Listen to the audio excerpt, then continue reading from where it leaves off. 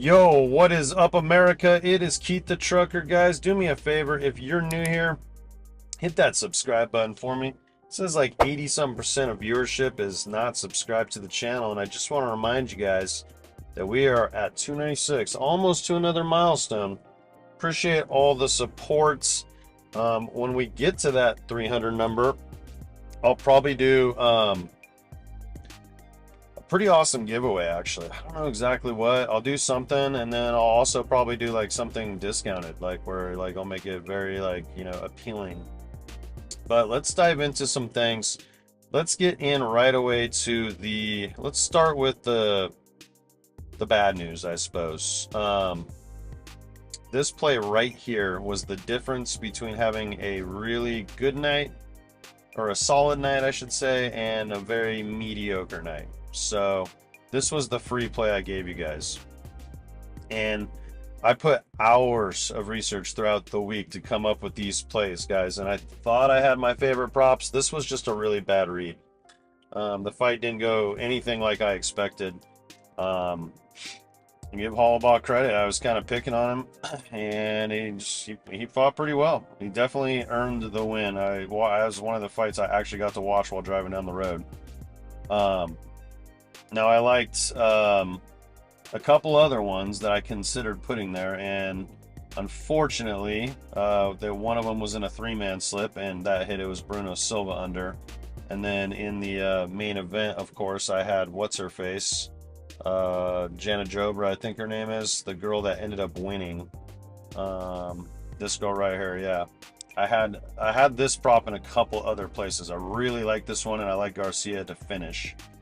So you can see that worked. And so this was the play where I already knew we were losing on underdog, and Garcia's fight was coming up, and you know, I knew that it wasn't going to hit on the other play, so I said let's do this. But you know, I settled for half a unit. I probably should have just went full. I was really confident in this to happen. Garcia won the fight like a minute and 26 seconds in, something like that. So I mean, as you can see, Jana Jobra had two significant strikes, guys. She just literally got Lemos on the ground and just never let up. She ended up submitting her in the second round.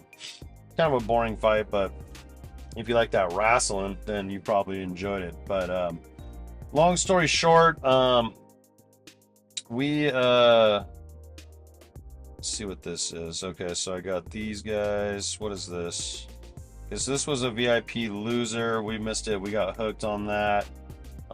We did have some good news today too, though. But I was trying to show you guys some. This was kind of a big hit that helped the sports books. But long story short, these were the results, guys. And like I said, that play I showed you, the free play, I put 2 units on it. So that was a 200 to win 600. So keep that in mind. So on the sports books, all on DraftKings, I find the best odds usually on there for UFC. It's definitely usually better than MGM, which is my other big sports book that I use. So we put in 350, took out 550 plus 200. Better, we put in 100. That was a weird play because it had a co-main event that got canceled. God, I'm sorry guys, my back is just killing me today. And I'm exhausted. It's just a crazy day. But anyways, it ended up, instead of being a 5-man for 10x, it ended up being a 4-man for 5x. And then the lock of the week, Lee got fucking knocked out like 4 punches in. It's just like, come on, dude, seriously, you're like the second biggest favorite on this card, and you're just gonna go out there and go, how about put your hands up?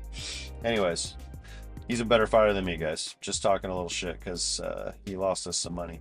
But anyways, that $100 ended up, instead of, you know, turning back 2.5, it ended up getting 1.5. So we did make 50 bucks there. Underdogs where we really bit the bullet. I put in 450 total on the core plays. We only took 150 out with that last one I showed you guys.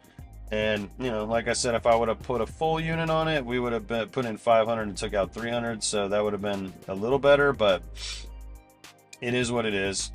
And like I said, you know, if I put the Jana Jobra, the Silva in that spot, because I like all these props, and I tried to split up a 2 and a 3 in a 3-man, and unfortunately I just picked the wrong spots for these things. It's going to happen sometimes. But if that play would have hit, if Hollaball would not have gone over, this would be looking a whole lot different because we would actually be plus $300. So it's that close sometimes. One prop, you know, can make or break the event. And this was a much smaller card. Most would say probably a little unpredictable. I just watched a recap video of a guy that I follow, actually, that has very good insight. And he's not always right, but you know, he's pretty sharp. He knew a lot about these fighters, so I was very interested this week. Some of these less known people, you know. And anyways, so yeah, it could have been a lot different right there. And with Prizepicks, you know, I put actually sent Jaime $100 to play these plays on his account, because I get limited to $5, and we had a loser in each one, so it was like 2 and 2. So it is what it is. All in all, I put in $1,000 on this, and I took out $850. So I lost 1.5 units tonight. Could have been a lot worse, but the good news is I am fucking jacked up for 304. I'm already looking at the card. I have access to the books right now, and I'm about to get some early, like before the lines, before all the money starts coming in, hopefully get some value here. And there's already a few things that are standing out to me. I know this card a lot better than the fighters on this one. So it wasn't all doom and gloom though. I lost $150 there. If you got the UFC card and you're just a DFS player, sorry, wasn't my best, but like I said, you could see most of you guys are smart enough you know this stuff. You don't need me to show you, like, hey, look, if like one prop, if it happens to be any of these other ones, that's just the way it goes sometimes. And we were literally one prop away from having a really solid night on Underdog. So it is what it is. But if you were just on the sports books, you had the opposite effect. You did okay. You did a solid over here. And then if you did both, like, you know, like I did, you just lost a little bit. So anyways, we did hit the free play. I gave you guys this on the run spread. Now, I don't have one of these prepared for you guys today. I would say we could just roll the Royals right back. The guy pitching for the Sox is Drew Thorpe. He's been pretty good. Like, he's had some quality starts, but I just love backing the Royals at home. And they have Seth Lugo on the mound. He's pretty good. Pitches much better at home. So we did win that. This was a VIP slip.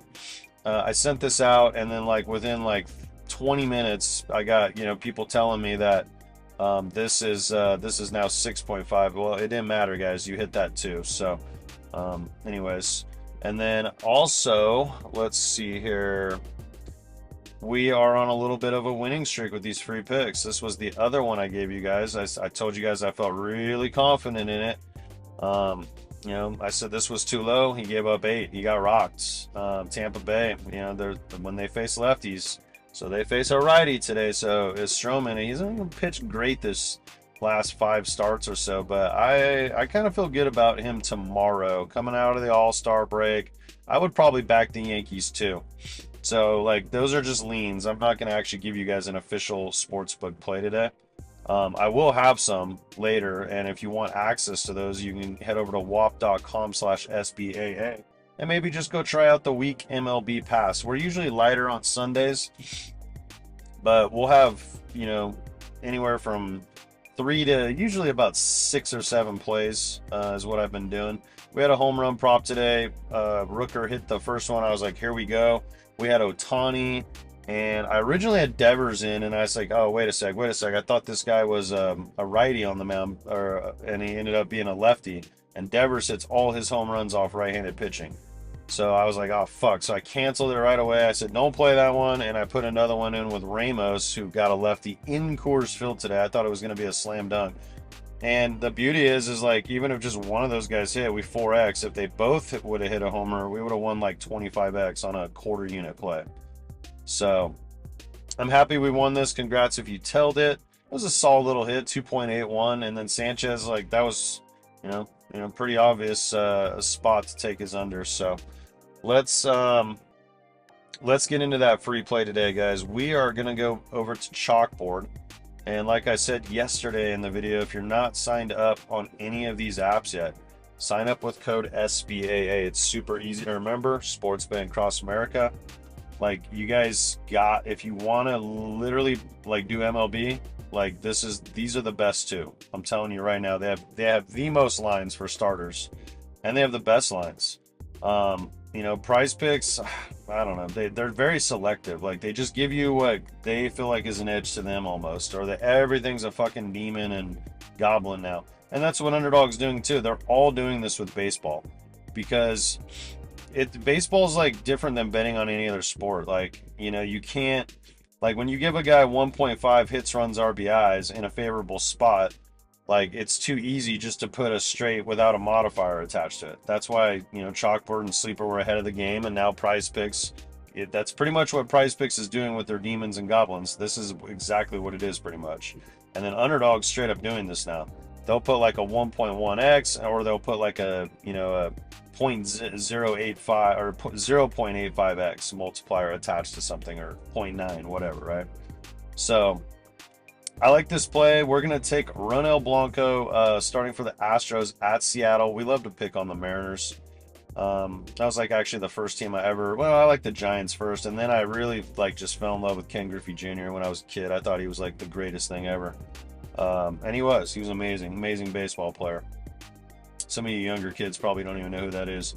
Yeah, he's pitching at Seattle. I like this spot for him. I also wouldn't mind looking at his strikeout line. I think it was at 5.5. Not a huge strikeout guy, but it's the Mariners. They're really bad against right-handed pitching, and they strike out a lot against right-handed pitching. So, and then this one, I don't think we've used Joey Estes this year, but I dug deep on this one, and what I've gathered is this guy is pretty terrible when he pitches on the road. But he's going to be at home tomorrow, and he's got like a sub 2.2 earned run average, I think, if I read the stats correctly. That's pretty freaking good, guys. And if we pull up their charts, because, you know, I like to do that for you guys. Let's start with Estes, since we were just talking about him. Most of these reds, you know, these hits allowed, like the higher numbers, like this was a road start. Okay, but all the green ones, the good ones, where it's like 2 or less, you know, these are home starts. And he did it in his last game against the Phillies. I think that might have even been on the road. I can't remember. But he got absolutely rocked at Fenway. And then, okay, so this is his opponent, the Angels, right? So last time he played him, he pitched a complete game. Shutout ball right here. That was at home. And guess what? He's at home tomorrow. And the other time right before that he played the Angels, he got to 5.2. Still a pretty solid outing. So he's 1 out away. So we're gonna back him. I like some hitters in that game too. I like you know, get on the Brent Rooker train, man. They are just feeling it right now.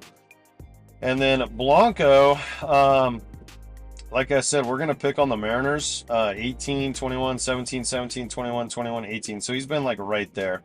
It's the opponent thing. I would expect a stat line more like in one of these three right here tomorrow. Pitcher-friendly park. He has been walking a lot of guys over here, but knowing the Mariners, they'll probably have 1 or 0. And you can see the strikeouts like 8, 8, 4, 5, 4, 7, 5. I mean, it's pretty solid. 5.5 is probably a pretty good bet too, if that's what the line's at. But I gave you guys a couple leans.